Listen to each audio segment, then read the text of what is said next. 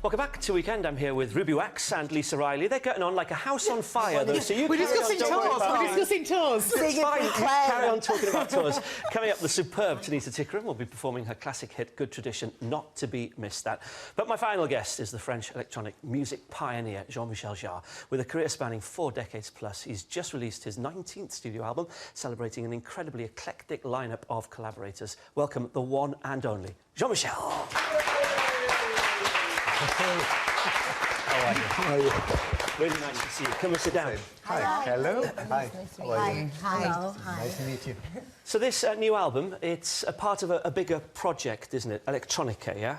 Yes, it's a project I actually started 5 years ago, and the idea was to gather around me some people linked to the electronic music scene, but I would say even beyond to technology, one way or another, and who have been or are source of inspiration to me.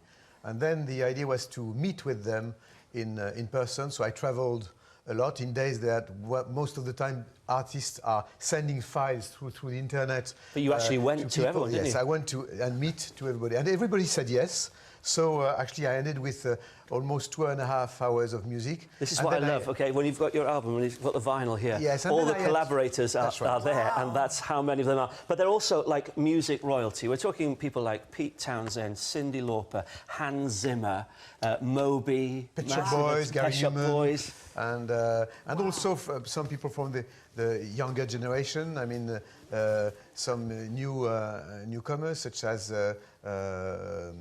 Gisa Feldstein or Air or some French band, German. I mean, okay. It's interesting because electronic music is really European. It has nothing to do with the American pop, and all these great artists from the UK, from France, from Germany are the roots of electronic music. And what I love is that you described it as getting naked with your heroes. You know, musicians are all a bit exhibitionist anyway. Okay, you didn't though, did you? Come on. No, I didn't spend my 5 years naked. No. One of the most interesting collaborations, though, Edward Snowden, working for the CIA.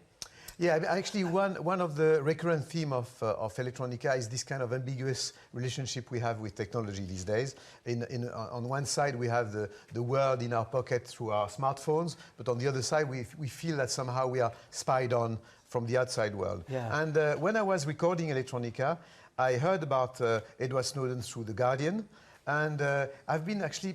Strangely enough, it made me think about my mother. My mother was a great figure in the French resistance, and she went into the resistance in 1941 at a very early stage. And what French people don't like to remember is actually most of French people in those days, they were quite considering resistance like troublemakers, even for some of them like traitors, because they were actually questioning the power in place. And it's exactly what Edward Snowden have done. Absolutely. By, revealing and saying, not stop to the use, but be careful about use and abuse of technology. And I think for young kids, I mean, being attracted by populist people such as Donald Trump or Marine Le Pen, I mean, I think more by rejection of the power in place. When you have a young man, a young individual man like Edward Snowden, being able to question the power in place in his country for the love, for the sake of the values of his country, I think it's worthwhile actually to dedicate a track to him. Absolutely. Where does the music come from with you? Because your dad, Maurice, was an Oscar-winning composer, yeah? Yes, actually, my father was a great composer. He did soundtracks for Lawrence of Arabia and Dr. Zhivago, and actually we obviously. It's really probably had an influence on the level of chromosomes, because unfortunately my parents split up when I was 5 years old, and I grew up far away from his influence and for his presence even. What about your mum? Did she love music? Yes, my mum was a great character. I mean, and she was quite fun, and she loved jazz. And actually, her best friend in Paris had the most influential jazz club called Le Chat qui Pêche, the fishing cat. Okay.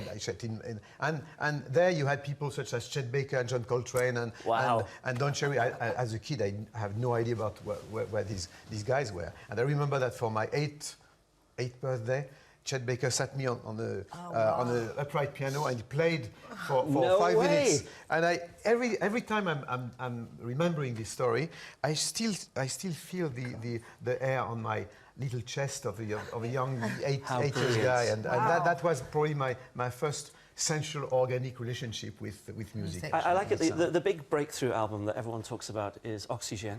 Yeah. And I love the fact that you are saying it with a French accent, Oxygène. Okay. Because it's a very important gas on both sides of the channel. Of course it is, yeah. But what I love about it is that, I don't know if this story is true, but all the major record labels turned it down to start with. Yes, because everybody said, but what's this album is about? I mean, you have tracks of 10 minutes, no drummers, no singers, and on top of it is French, you know, so... We've got a little clip, actually, just to remind ourselves. Wow.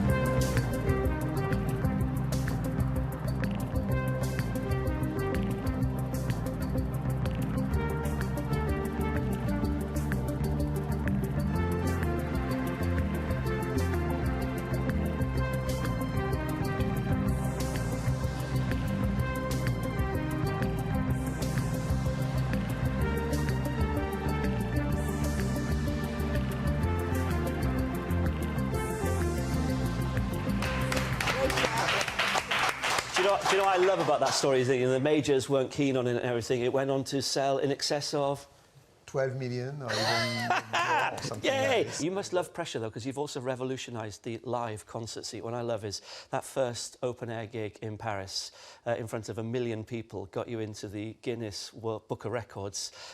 We laugh at that now, because since then you've done, what, a 2.5 million viewed concert in Paris again, and then one in Moscow for 3.5 million people. Yeah, but you know, I'm not sponsored by Guinness. I'm not interested by records, obviously. But you know, when you are, I've been at a very early stage interested by how to visualize music in days where we can hear music everywhere, in the street, in your car, at home. And I mean, the scenography, the visual side of concert have always been Yeah, but 3.5 million people, you get your head around that.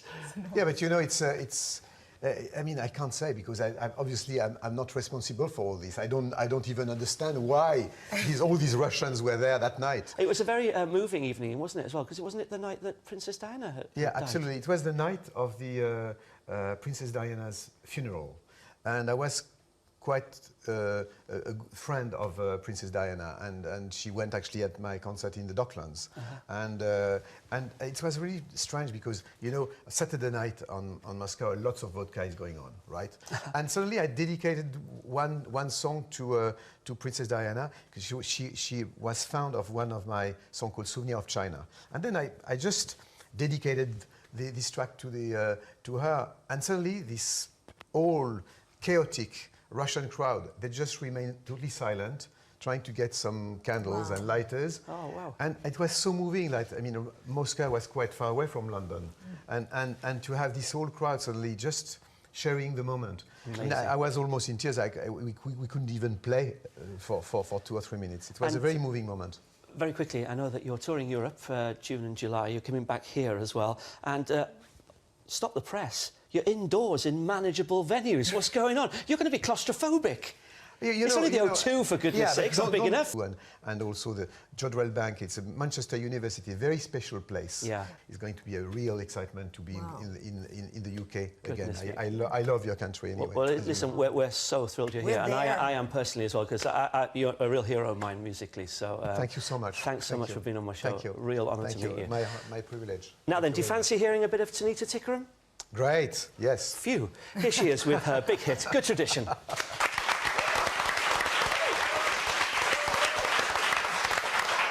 Huge thanks to Tanita Tikaram, and her new album, Closer to the People, is out now. And a huge thanks to all my guests today. Ruby Wax, who you can catch on tour across the UK, and her book, Frazzled, is out now.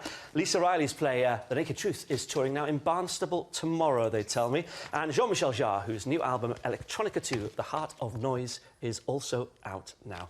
And that's it for today. Next weekend, I'm going to be joined by Martin Shaw, Russell Kane, Chris Packham, music from Heisekite and Sarah Blasco too. We'll see you then. Bye-bye. Thank you very much, guys.